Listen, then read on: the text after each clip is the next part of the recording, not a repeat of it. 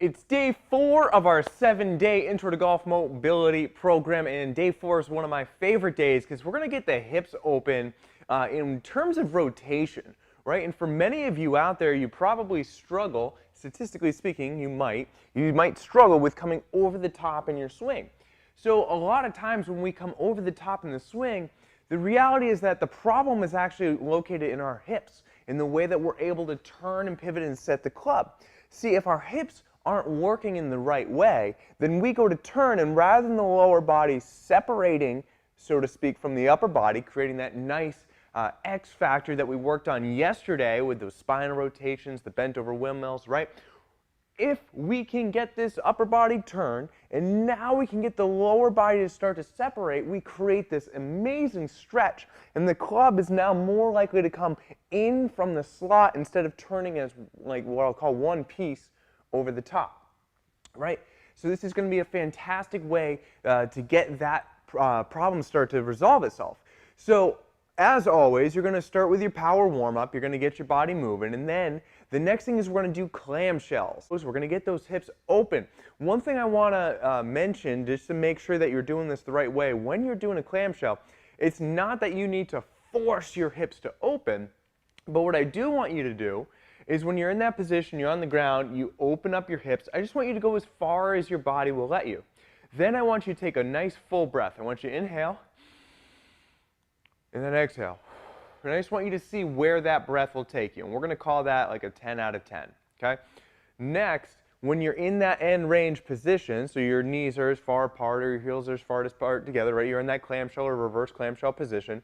You're going to go as far as you can, then take a big breath. Hold that breath, squeeze all the muscles around the hips, try to go just a little bit farther. You're going to be met with some resistance, and then as you exhale, go a little bit farther, right? And like we've been talking about throughout this whole 7-day program, breathing really brings everything full circle, right? We really need to tell the brain that it's safe to be in these positions, and if we're not breathing, we might be able to get into that position, but neurologically our brain's like, no, I don't want to be here, I don't feel safe, I feel like I'm going to get hurt. Now we're going to follow this clamshell up with some heel cord lengthening, toe spreading exercises, right? And again, those videos are in the members area, so check them out. Same thing, we want to go into that end range and start to push and weave our heel back and forth. Feel a good stretch in the back of our heel cord, down the lower part of the calf, and you want to get your toes to start to splay. Really important that we're pressing that down, getting a stretch through the arch and getting the toes to splay. Now, all that said and done, we need to capitalize on this window of opportunity. We need to now reprogram the movement pattern that we're trying to do. So here I have a 7-iron, and again, the problem for many people, statistically speaking, is when we get to the transition of the golf swing from backswing to downswing, everything kind of goes this way, out in front, over the top or across the line, and then we end up pulling it with a nice big old slice, or maybe you just pull it straight left, but you probably have seen this before. Now, even if that's not your miss, even if you typically come from the inside and you maybe hook the ball or block it out to the right, that's okay. This drill is still going to work for you because we want to neutralize with a drill called pump, pump, go. And what we do with pump, pump, go is we swing to the top, and now I'm looking at the butt end of this club, and I'm going to point it down at the ball, back up, point it down at the ball, back up, then point and turn and release.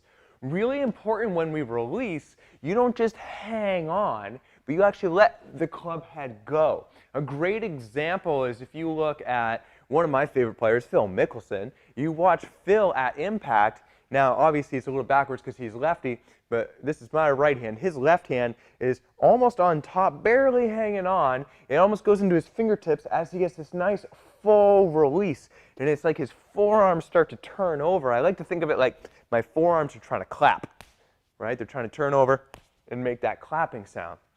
Now, we get to the top, we pump, we go, and we get those forearms to turn over. Nice, good release. And that's obviously going to be done after the power warm-up, after the mobility exercises, capitalizing on that window of opportunity. I'll see you guys tomorrow. It'll be day 5. We're in the home stretch. Make sure that you do your power warm-up within an hour of waking up, followed by all these exercises. I'll see you guys tomorrow. Move better, play better.